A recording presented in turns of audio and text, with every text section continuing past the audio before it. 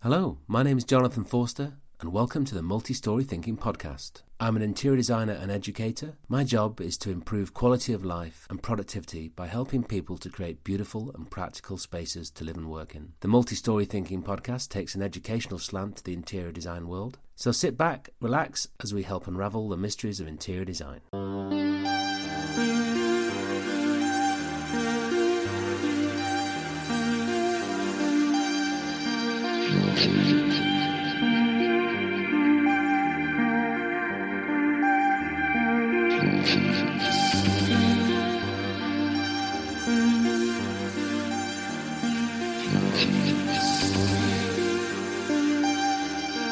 Beth Harrison and Sally Rice have an impressive combined 35 years experience in the commercial interiors sector across both the manufacturer and specifier side. During late 2020 they set up the Virtual Interiors event, which launches on the 24th of February 2021.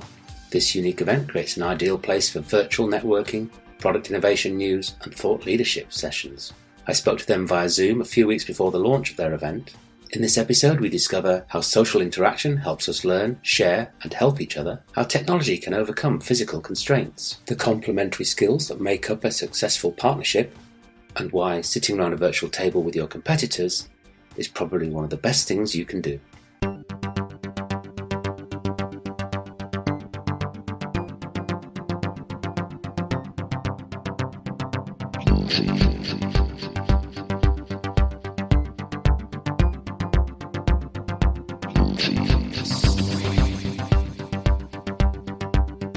Myself and Sally, so we both co-founded the Virtual Interiors event, and it came up through listening to the market really. So we've both been involved in commercial interiors for some time, both became independent consultants if you will during 2020, so working independently, supporting commercial interiors industry. And we were therefore exposed to, lots of conversations with manufacturers, with furniture dealers, with interior designers, who were all kind of finding it really, really difficult in lockdown to remain connected to the overall industry.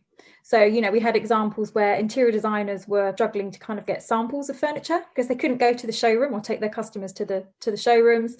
They were getting like full-size samples delivered to their homes, completely crazy, but people just working despite the restrictions, just trying to get their job done, but finding it quite challenging. And then we were hearing about, furniture manufacturers who'd already spent time and investment on developing new products, but because there hadn't been any events and people weren't coming to the showroom, they weren't able to launch those products. So kind of like a real stalling really in terms of releasing new products and innovations. And then we went to an amazing kind of roundtable event that was virtual, where we had a table of people who were from a furniture dealer background, and they were desperate to find out basically what the competitors were doing. So what are the latest product solutions? What are the innovations? What should we be recommending to our clients? Because they've got a whole new set of issues right now, and just this kind of like overall communication of we don't feel as connected as we normally are because we can't communicate with each other across the interiors community in the same way that we would do. So it's just this kind of stalling. So Sally and I did turn to each other a number of times and say, someone's going to, that was probably our initial language, someone is going to create a virtual event so that we can kind of all get going again. Someone's going to do that. And then that kind of turned into, well, who's going to do that? Surely someone's going to do it, just this level of expectation on others. And then we just turned around to each other and went, we should just do it. Why not us? Actually, when we're not working for another company, you've got that kind of freedom, haven't you, to do what you want to do. So we did that. We just got on with it. So that was in September.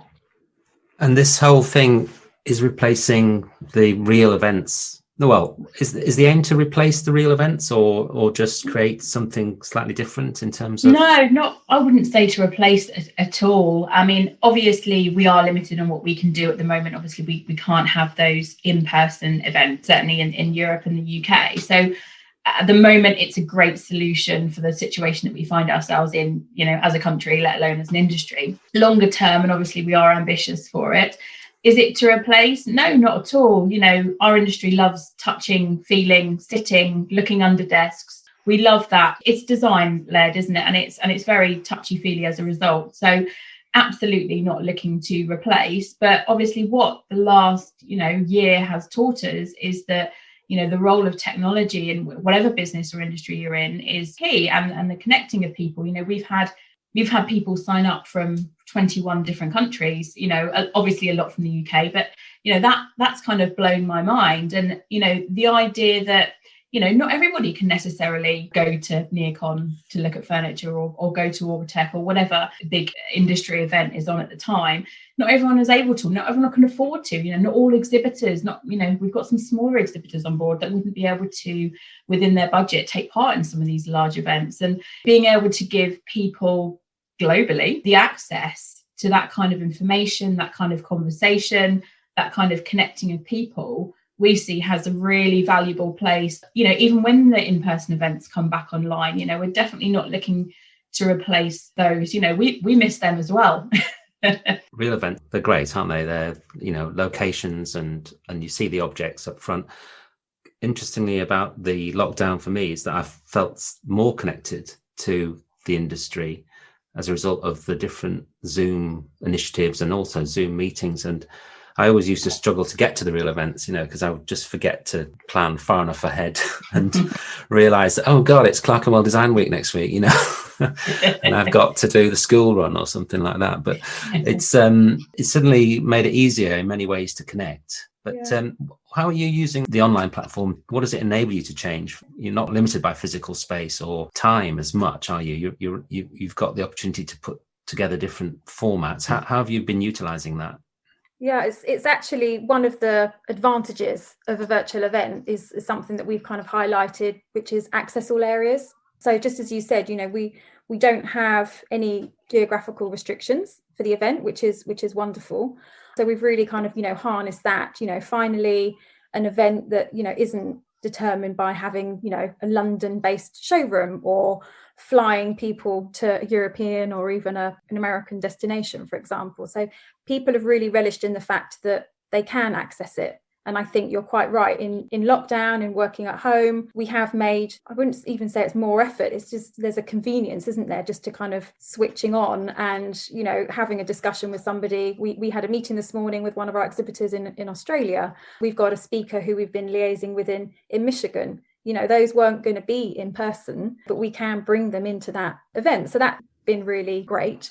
And it's also, it goes beyond that as well. So it is access all areas in terms of, yes, that convenience, just clicking to attend. You haven't got to worry about, I'm in the Midlands and the event's in London, so you haven't got that kind of those travel arrangements. It's much easier for people to kind of attend and fit it into their working day. They can even book in these sessions and some of the thought leadership that we have in the event. They can just book that straight into their work calendar as well. So just, some really, really kind of like simple tools. But it's also access all areas in the sense that, let's say you're the exhibitor at an event. Normally, if you're at an in-person event, you end up kind of doing your turn on the stand, right? Where you've got to stand there for 2 hours or whatever your kind of, your session might be. And you got to wait for people to come to you. That's kind of what we're used to when you're hosting on a stand. But in the virtual interiors event, what you've got is you can actually be available on your stand. Should people come to you virtually and want information, you can be available for that. But you can also be sat in the CPD getting the benefit of the latest thought leadership at the same time. So it's much more kind of flexible. All of the information is much more accessible rather than just standing and waiting for people to come to you. You can actually, and this goes for audience, all participants as well as exhibitors, you can actually proactively look for people, so perhaps it's, you want to network with some of the, end users they're going to be attending, or you want to network with some of the interior designers, some of the specifiers, or even, get to know some of the new products and the things like that we've got. So I think that they are kind of advantages extra over an in-person event that we're really kind of like, embracing and making a real kind of like feature of. So then it really does stand alone. It's offering something different to the in-person events that we all still want to go to. We're just offering it to a different audience to use our tool, use our platform in a different way for different advantages. Sounds really exciting. I'm thinking about the logistics of that. Is there like a control center with you two sort of organizing the calls, and you've got live rooms as well, which sound like a brilliant idea, but that sounds like that could be tense to just get it right. Yeah. Doesn't it? Who's switching all the dials between the pair of you then on that? So before obviously we launched, Beth and I did a lot of demos of a lot of platforms. You can imagine, in the last year how many of these kind of virtual conference platforms have popped up, of which there are many. And we eventually went with one that was very well established for the obvious reasons. But I mean, one of the reasons why we went for it was the facilities that it had already built in for that networking. So, you could compare it to a social media website or platform where you can connect with people, you can have chats with people. Luckily, we don't need to facilitate that. That can just happen by everybody, by nature of being on the platform. As Beth said, we see that as a major advantage of it. You can schedule meetings with people and all sorts. Luckily, we've got nothing to do with that. The live rooms, yes, we've got 4 over the 2 days. You're right. They are keeping me awake a little bit at night. We're going to have a kind of green room so people can join, the speakers can join before they go live. Having those is really important to us because they really are, we've been describing them as the kind of main stage, or the kind of, the headline acts, if you like, in terms of, some of the people that we've got attending, definitely the topics that we're talking about, and they're very varied over the 2 days. And it's a chance for, the audience to become involved as well, so they can ask questions and, engage with the speakers like you would do at any panel discussion or roundtable, in real life, inverted commas. But, we just wanted that extra level of interaction. It sounds really exciting and innovative. And I think you're leading the way really in sort of testing out what is in effect a new format of exhibition and interaction and conference all rolled into one. That could open up the opportunities for more fluid communications between all the different people in the sector. Already had some exhibitors ask us about, the opportunities outside of the event, could they use it, with their clients? It's not a new concept, but I think it's definitely new to our industry. We've all attended lots of webinars, but as Beth said, it's been very passive content that we've been consuming, and I think it's that conversation part of it that our industry is really missing, because usually we're very social, we interact with each other a lot, and that's obviously how we learn and share. That's what we wanted to really facilitate by that element of it, the kind of the sharing and the helping of each other. Like Beth referenced that round table that we went to, and first of all, the idea of a load of furniture dealers around a table was a very novel idea, but the idea of them sharing with each other and, for want of a better word, really helping each other, I think that's very important at the moment. We're not in isolation, we are sharing those ideas and innovations, and that's what we hope to be able to facilitate even more. In terms of who you've got exhibiting, I know you've got a list prepared, so cue list. Tell us a bit about the people that are exhibiting, and also what was the process of selection? We had a plan, we had intention when we set about to share this and invite people to take part. We saw in our head these very clear pillars of information that we wanted to provide to the industry. So the first pillar was exactly that. It was about exhibitors. And our desire around exhibitors was to make sure that we were giving opportunities to manufacturers or service providers, some of which were well known, so that it was, established businesses, but also to make sure that we were offering perhaps those that wouldn't normally be able to, whether financially or maybe because they're brand new, give them the opportunity as well to take part. That's the key part of it. So it was about informing people of the new products, apart from the people that they already knew of. So those new products, give them an opportunity to actually launch, but also to hear from some kind of, up and coming brand new innovations, which we're really proud that we've got. So, the people on the list, it's getting longer as well, which is really exciting to name everyone. Otherwise, I'll be doing a disservice to all of our wonderful partners. We have exhibiting Act2U, Bachmann, AtDec, KI, Orange Box, CMD, The Collective, Chimera, Brunner, Vitra, CMS, Connection, Chaucer, Office Electrics, Impact Acoustics, the Lyndhurst Group with Sil Leather, Nookpod, Configurer, Bearhouse Global, Allsfar, HK Design and Parkside Tiles.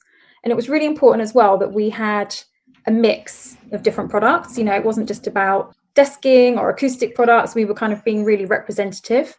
And also that we were offering people diversity across the different sectors that we have in that banner of commercial interiors. So yes, it's workplace, but it's also hospitality and those flexible spaces, whether they're co-working, co-living, co-doing spaces. Not quite sure where we're going to go with that in the future, but also, you know, healthcare and also higher education as well, because we really see that there's going to be some diversification across the industry next year.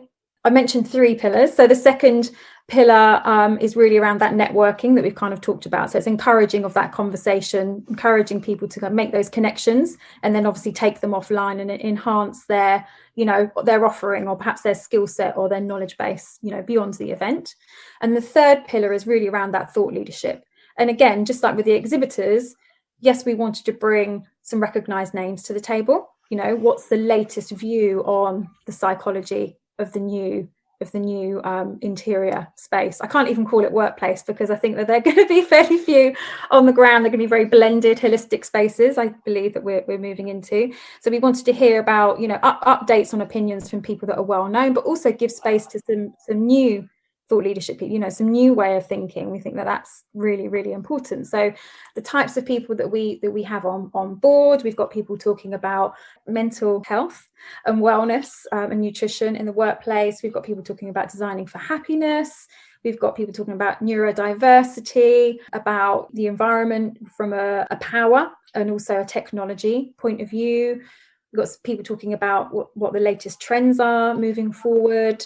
We've got someone even doing yoga for us, you know, which is designed to be able to do in public spaces, believe it or not. So kind of, you know, how you can build that wellness into your day. Flexible spaces, what's the future around that? Smart buildings. We've got people talking about, you know, sustainability, inclusion, the new social diversity, ergonomic, etc.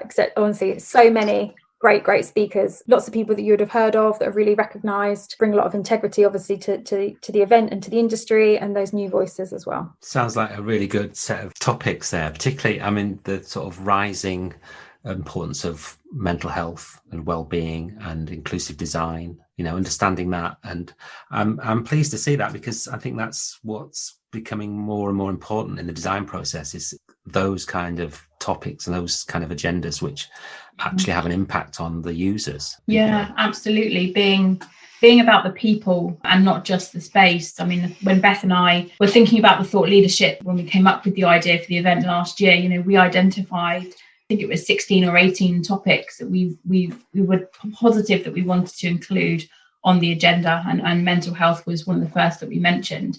I'm glad that it's been, you know, a lot more visible in the news generally, but absolutely, we've definitely got a people focus to a lot of our talks and designing for people. I mean, obviously, you know, in the last year, you know, how you support your people, your staff, your employees through what we've all been going through in the last year, whether that's, you know, working at home or, you know, the anxiety of going into the office, you know, and how the spaces, you know, how the culture can help your people thrive, also obviously how the spaces can help your people thrive. So I think, yeah, that part of it for us personally is really important, and you know, we're really looking forward to those kind of talks looking at that people side.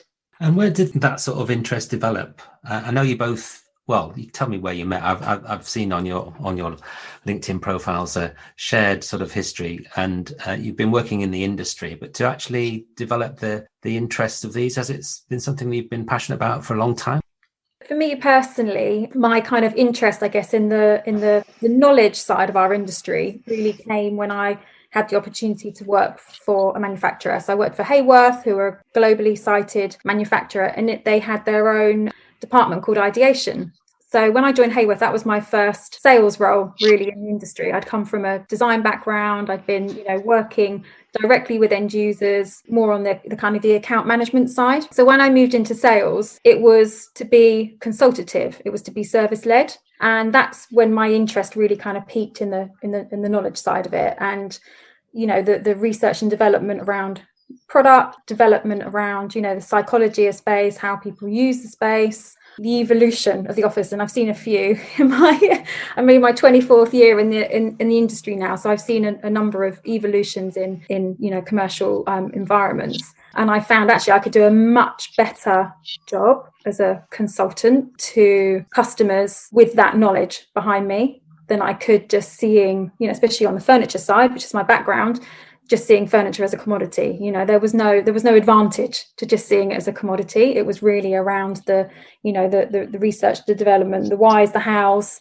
and the what could be's was much more interesting. Mine's maybe a little bit more personal. I kind of fell into our industry, as a lot of people do, and I think my personal experience with Workspace, obviously being exposed to all the thought leadership, to the products, etc., being very immersed in that environment. But I think from a personal point of view, I'm a massive introvert, and the space for me really affects my mental health. It affects my productivity. When manufacturers start talking about designing for introverts and extroverts, that really piques my interest. And it's not just about introverts and extroverts, that whole neurodiverse spectrum, and, catering for people's, mental well-being, or not even well-being, catering for what they need to be able to be the most productive, whether that's quiet space, whether that's loud space, whether that's an enclosed space, an open space, whatever that is. I think that's, for me personally, so interesting. And I've certainly felt the effects of that. Open plan for me is just a no-no. Music for me is a no-no.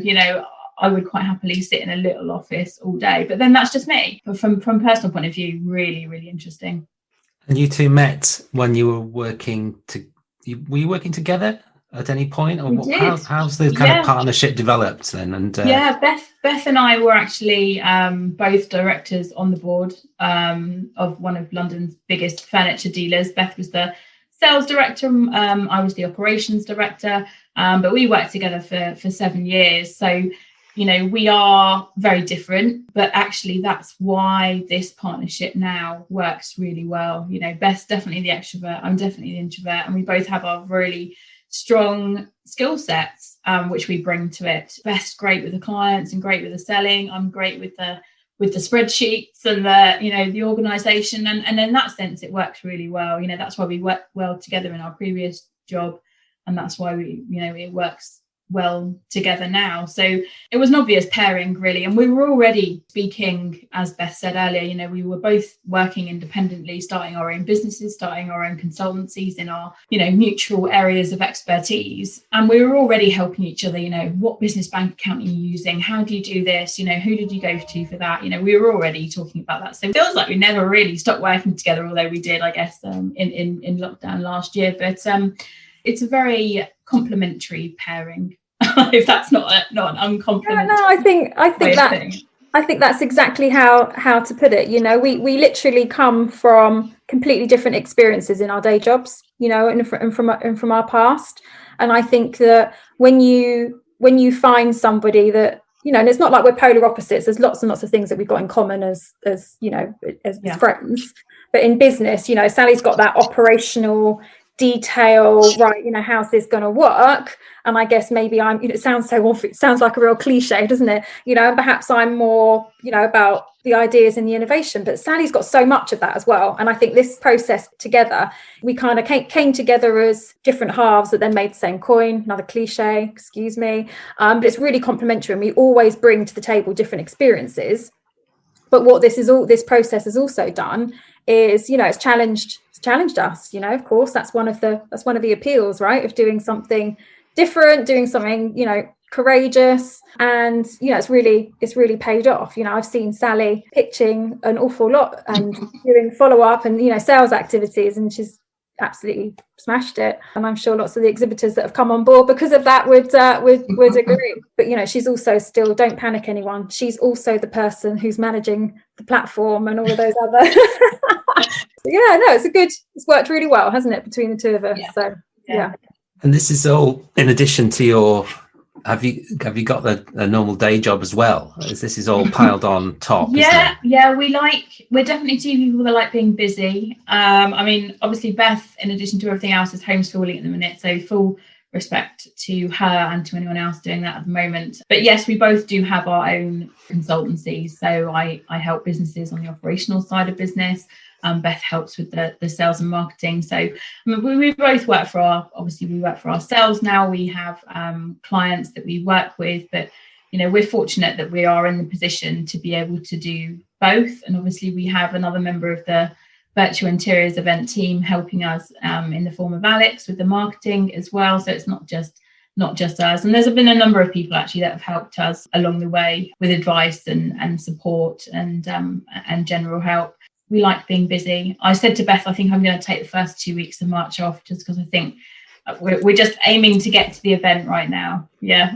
It sounds really exciting and a huge amount of work, I should imagine. You're making it sound easy, but I know from any sort of task like this, there's got to be loads in the background. Just thinking about the experience, events in real life, often centered around a location, a building, so they have a physical form. To what extent have you been thinking about the experience of, like the user journey through your virtual space? And how is that going to work? I don't want you to give away all the details, but you've essentially eliminated the physical space. What's the experience going to be from a user's perspective is what I'm really interested in. That's a great way of putting it. Obviously, yes, we've thought very heavily about the journey, the customer journey. So if we approach this the same way that we would approach, a customer project, whose interior we're delivering, we're very much thinking about that process and that journey. So obviously we started with the exhibitors. The exhibitors are our suppliers. Now they're our customers. So we thought very much about that, and some of our points of difference, without giving too much away, is that we are motivated by exactly the same things that they are, which is to have a great event, to create something that's really special but adds benefit. That's it. That's our motivation. So we're working really closely with all of our exhibitors, sponsors, partners on that journey, and we're working really kind of collaboratively with them along the way. So what can people expect? It's just little things like a really simple registration process, and the registration is open now, so trying to minimize the amount of information people need to give in order to take part, and also that experience once they're on the platform, just to make it really, really simple. So the platform itself is really intuitive. So think about, when you visit a website for the first time and you can just find everything, and navigating through it is just an absolute pleasure, and you know how to go backwards and forwards and retrace your steps, etc. That's very much the intuition that we have across the platform. We will be sharing some of that content with people before the event goes live, so that when they get there, even the least tech savvy person, believe me, I'm a really good test of that. Other skill sets that were different. Sally is very, very tech savvy, and I'm a little bit behind. If I find it easy to do, then anyone else is going to be fine. But we will be sharing with people so that when they come to the 2-day event, it's a really familiar space for them, so anyone that wants to use this as a really beneficial tool to enhance, their skill sets, enhance their, knowledge across the industry, or even to network, get in touch with some people that you've lost touch with over, 2020. Then we can, tune in, keep watching our social media feeds for opportunities and how to kind of, make that platform a familiar space. We know that it's about destinations, and we know that it's about making people feel really comfortable and giving them enough engagement that they stay on the platform as well. We're really thinking about that in-event process. We've got a number of lovely destinations such as, networking tables, those thought leadership sessions, and it's all really enhanced by that networking, that chat, that communication tool running all the way through. And we're also thinking about the fun element as well. Obviously, that's the bit that we're really missing. And although saves on the bottom line that we don't have all of those entertainment costs associated with these events, that's really helping some of the businesses take part. But we're all really, really missing that. So people who've been watching our social media, they'll see that we've partnered with a drink sponsor, alcoholic and non-alcoholic. There's the opportunity at the moment to register and win an amazing virtual drinks party for you and 4 of your friends and colleagues. And we are going to be announcing more details about a little closing party as well. It's only a 2-day event, but it wouldn't be an industry event without some kind of party as well. So look out for details on that. That's a bring your own bottle party by the sounds of it. I think we're all used to doing that over Zoom. Yeah, brilliant. Well, I'm really looking forward to seeing it. And this is going to go out in a week or so, but that'll be well before the event starts. So there's still, when this goes to air, time to register both to visit and also to exhibit. Are you still looking? There's still space in your... Absolutely. We do have a couple of spaces left for exhibitors to come on board. I know by the time this goes out, and then there's still a little bit of time to be able to come on board. Certainly time to register, even time to win that cocktail making experience. I think if people register by the end of the month, they're still able to enter that. But yeah, absolutely. So the event isn't until the 24th and 25th of February. As Beth said, registrations are open. Our website's live, so people can contact us if they're interested in exhibiting as a manufacturer or as a service provider. Well, I'll put all the links to that in the show notes so that people can follow through. How does this fit with your kind of, your idea of where your careers were going? I guess it's quite a radical change from this time last year when you weren't planning a massive event. Yeah, I think that's probably the biggest understatement ever. I think personally for me, 2020, I think I had more change in my life than maybe the last 10 years all put together. I bought a house about 2 weeks before lockdown. I left my previous job, which I'd been in for 12 years, which obviously for any industry, especially our industry, is actually quite a long time. Starting my own business, which I always thought I'd do at some point. Did I necessarily think it was going to be in 2020? Probably not. And then obviously, the event, as Beth knows, I love organising things. So it was a good fit. But this time last year, did we think we'd be doing this? Probably not. This time last year, we probably thought we'd be working together, although not necessarily in this capacity. It's been a really interesting development in terms of the career. We're both very passionate about the industry that we work in, hence why we continue to do our own business, still within commercial interiors. We both love it. We love the people. We love, what it's all about. They always said that 2020 was going to be the year of change. I don't know whether you remember that from 2019, but they always said, something about the synchronicity of numbering and things like that. 2020 was always set out to be a year of change. And that was actually, for me, I had planned a year of change in 2020, but what I hadn't planned was obviously for a pandemic alongside it. Didn't have any plans literally until that eureka moment together in September about the event. But I was definitely facing 2020 with a new outlook to start a new business. Didn't realise I'd end up with 3, which we both actually now have 3 businesses, 1 jointly and two separately. But it's a wonderful place to be, and hopefully we are the encouragement, the motivation for other people to make courageous steps about their own futures as well. I think the great thing about what you're promoting, design, interiors, there's never been a time where we've needed well-designed spaces more, really, particularly, and how to redesign. We're all living and working in spaces that aren't really fit for the new way we're having to work and live. So it's getting people mobilized around how to change spaces, where the resources are, who they can get to help, and facilitating that, which I think is really exciting about what you're doing. I think it's a really exciting time for the industry, to be honest. I mean, in the beginning it was all, is the office dead and all that, which clearly obviously was never going to be the case. But I think some of the changes that this has brought about and some of the changes that it's sped up, which obviously we were already seeing, I think it's really exciting. It's also can be a bit scary, depending what part of the industry you're in. But I think in the end, I think it would be a very positive time for the industry and bringing out, that innovation and the new ideas. And I think that can only be a good thing, appreciate it. So it can be a hard time at the moment for some people in the industry, and which is why we wanted to try and do something positive. But I think from the design point of view, personally, I think it's very exciting, definitely.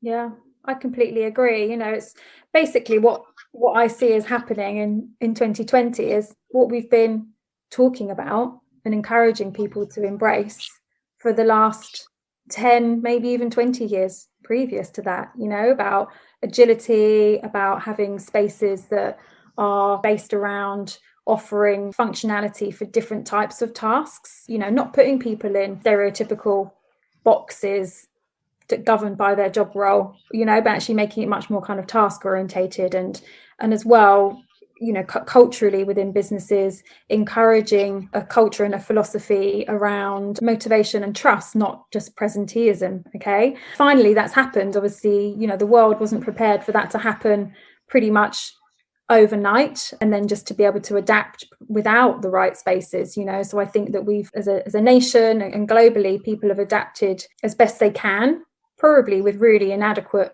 tools and spaces. My home was not set up to be a school or an office. I've had the means to be able to do that, but I know that isn't everyone else's experience. So I think we've worn that, haven't we now? We've worn that experience. We've proven to ourselves that we can function well away from those community, those collaborative spaces, apart from obviously online. And it's given us all such great experience and personal knowledge. But now it's about taking that forward and helping businesses, helping education, helping care homes, really, really keen to emphasize this isn't just a workplace event. This is about, offering people opportunities to diversify across the market and learn about new skills that they may want to adopt in order to do that well. It's going to be a really key event for anyone in the industry to tune into and find out more, listen to as much as they can from all these great speakers that we've got lined up and hear from their own experiences, their wisdom, their own research, and take from that what you will. When you think about it in that context, about how this could be a community space for people to really jumpstart their businesses, jumpstart their offering into the industry, I think that's really, really exciting.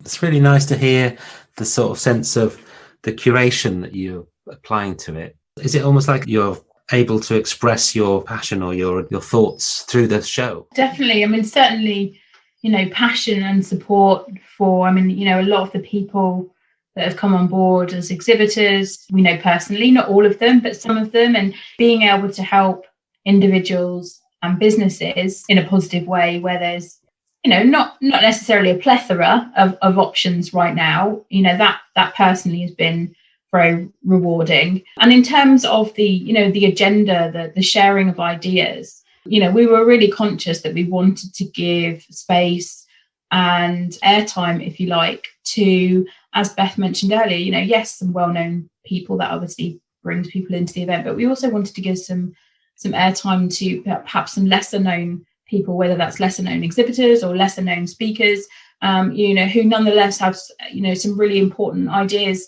to share with the wider community. And, we all benefit by learning. Everyone can benefit from that, and obviously we've had the chance to include some issues which, personally important to us, like I mentioned earlier, with the neurodiversity, or whether that's the mental health element or, the sustainability side, things that we are passionate about. It feels great to be able to do something positive. It's good. It's interesting to see the teamwork involved. It is. It's a good division of labour. Yeah, I like it. I think it's really important. I mean, I'm good at some things, but there's people better at others, and I think that partnership idea is good. And I like the what you were saying about just sharing knowledge, and I think that's what we all need to do, don't we? Because everyone gets better. It was that virtual dealer event that we went to was so interesting, because you can imagine, competitors basically would never share with each other how they're doing, what they're doing, how they're getting through it. It might have helped that they were women as well, Jonathan. Well, yes, true. What is it about you women? Why do you do things so well? I want to know what the secret is. Oh dear. Oh, I don't know. Where'd you start? I didn't think that when I woke up this morning.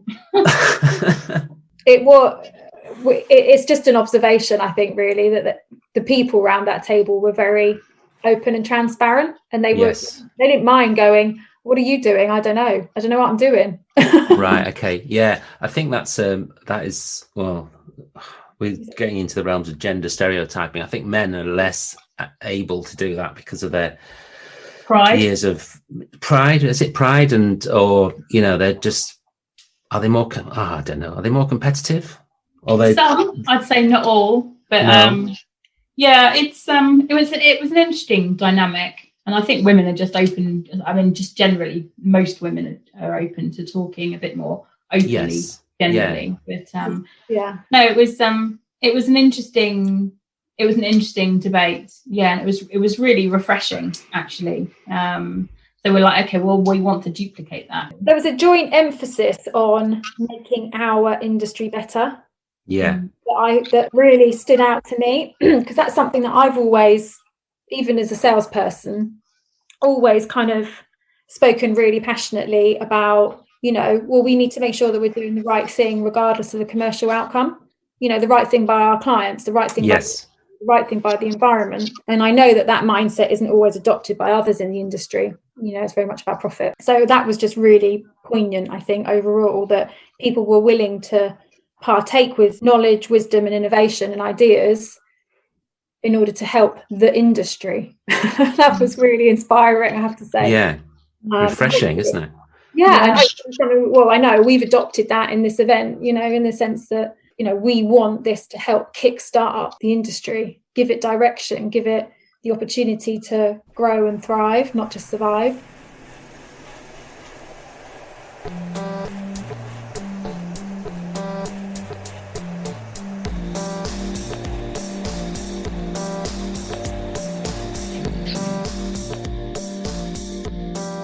I'd like to thank Beth and Sally for taking the time to talk to me. It's really inspiring to see how they've taken action during the last few months to set up this really exciting event, which should be a great way for people to connect and learn more about the industry. Particularly interesting the emergence of the different themes of their thought leadership sessions around well-being, the psychological impact of design, and alongside some of the bigger names that you'll recognise, there's lots of smaller companies, which just helps to broaden our knowledge of the industry and make us more aware of the skills and the services that are around there to help us create wonderful spaces. There's some links in the notes to the event and how to register.